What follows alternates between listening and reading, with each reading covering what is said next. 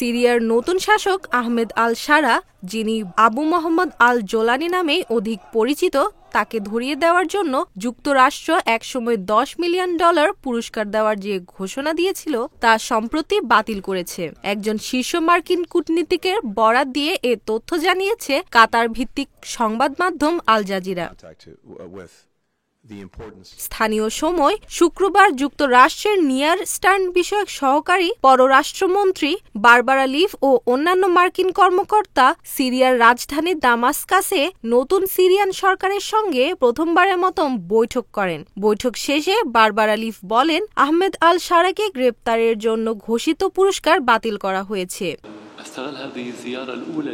বিদ্রোহীদের অব্যাহত অভিযানের মুখে গত ৮ ডিসেম্বর দামেস্ক থেকে পালিয়ে রাশিয়ায় আশ্রয় নেন সিরিয়ার স্বৈরশাসক বাশার আল আসাদ। বিদ্রোহীদের এই অভিযানের নেতৃত্ব দিয়েছিলেন আল শামের প্রধান আল শারা।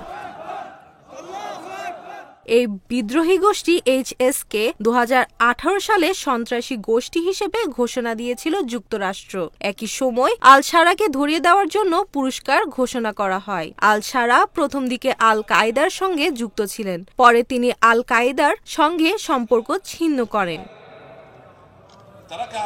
গতকাল বারবারা লিভ জানান, আলোচনায় ইতিবাচক বার্তা পাওয়ার পর যুক্তরাষ্ট্র আল শারার বিরুদ্ধে পুরস্কারের ঘোষণা প্রত্যাহার করার সিদ্ধান্ত নিয়েছে।